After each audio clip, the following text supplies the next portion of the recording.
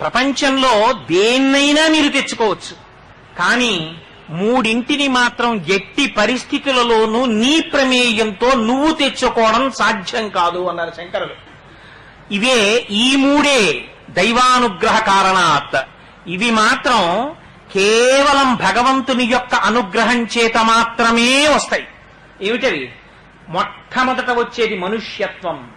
84 లక్షల జీవరాశులలో ఒక్క మనిషి మాత్రమే భూమికి అడ్డంగా పుట్టి నిలువుగా పెరుగుతాడు.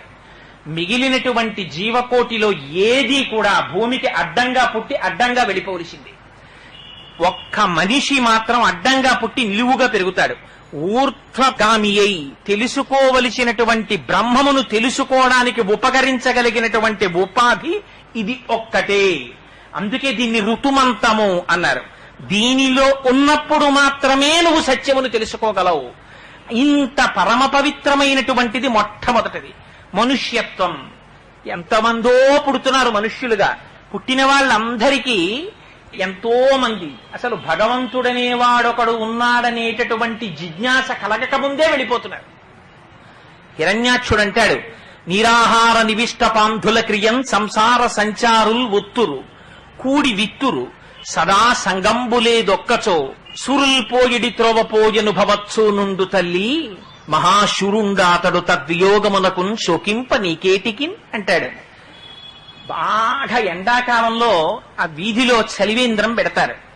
అందరికీ దాహం వేస్తుంది. ఇటువైపు నుంచి ఇటువైపు వెళ్లేవాళ్ళు, ఇటువైపు నుంచి ఇటువైపు వెళ్లేవారు, ఇటు నుంచి ఇటు వెళ్లేవారు, అటు నుంచి ఇటు వచ్చేవారు, అందరూ చలివేంద్రం దగ్గర కలుసుకుంటారు. కలుసుకుని వాళ్ళకి ఎందుకు వస్తారు? దాహం కోసం వస్తారు. దాహం ఎలా తీరుతుంది? దేని వల్ల తీరదు. నీరు తాగితే తీరుతుంది. నీరు తాగుతారు. తాగి వెళ్లిపోయే ముందు, అయ్యా మేము వెళ్ళిపోతున్నామండి, మా చిరునామా ఇదండి, మీరు నీరిచ్చారు, చాలా కృతజ్ఞుణ్ణి అని ఏమైనా చెప్తాడా? వాడేం చెప్పడు. ఎంత గోప్యంగా వచ్చాడో అంత గోప్యంగా వెళ్ళిపోతాడు. అలా అమ్మా, వీళ్ళందరూ సంసార సంచారులు ఒత్తురు కూడి విత్తురు సదా సంగంబులేదొక్కచో.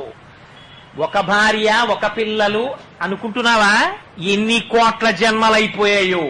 లోపలున్న జీవుడే ఎంతమందితో సంసారం చేశాడో, ఎంతమంది పిల్లల్ని కన్నాడో, ఎంతమంది భార్యలతో తిరిగాడో, ఎంతమంది స్నేహితులు. వాళ్ళందరూ ఉండిపోయారా? ఎవ్వరు ఉండరమ్మా. అలా వెళ్ళిపోతుంటారు వాళ్ళు. సదా సంగంబులేదొక్కచో సురుల్పోయిడి త్రోవపోయను భవత్సు నుండు తల్లి అన్నాడు. వాళ్ళు ఎవ్వరికి చెప్పా చెయ్యకుండా అకస్మాత్తుగా వెళ్ళిపోతుంటారు. మనకి ఇదో అలవాటమ్మా. ఎందుకమ్మా ఏడుస్తావు వీళ్ళని చూసి?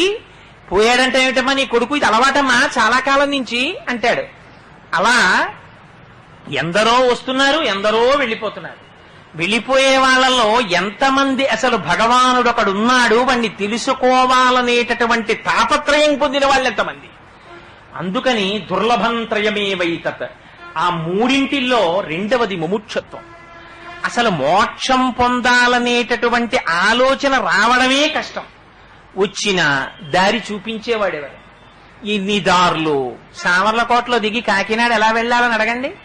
ఆటో ఎక్కమని చెప్పేవాడు ఓడు, కారు ఎక్కమని చెప్పేవాడు ఓడు, రైలు ఎక్కమని చెప్పేవాడు ఓడు, అదిగోనండి ఆ సిటీ బస్ ఎక్కండి అని చెప్పేవాడు ఓడు. ఇంకా తెలివైన వాళ్ళైతే ఇంకో మాట కూడా చెప్తారు. ఏమో నాకు తెలియదు కానండి, కాలవ దాటితే భీమేశ్వరాలయం ఉంది, అక్కడి నుంచి పాతాళంలో సొరంగ మార్గం ఒకటి త్రిపుర సుందరమ్మ వారి గుళ్ళోకి వస్తుందని పూర్వం ఎప్పుడో 100 ఏళ్ల క్రితం ఎవరో అలా వెళ్లేవారని విన్నాం.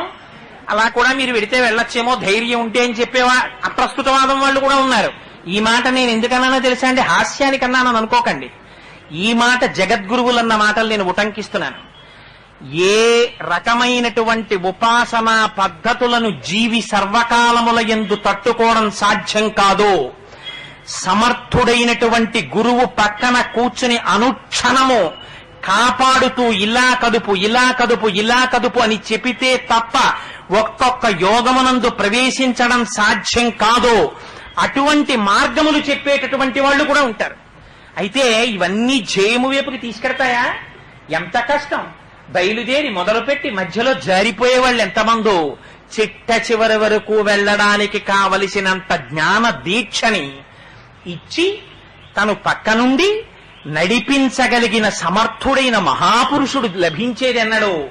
అందుకని నీకు జీవితంలో ఐశ్వర్యం కష్టం అనుకోకు, భార్య కష్టం అనుకోకు, బంధువులు కష్టం అనుకోకు, అన్నం కష్టం అనుకోకు, కష్టం అంటూ ఏదైనా ఉంటే ఈ మూడే కష్టం.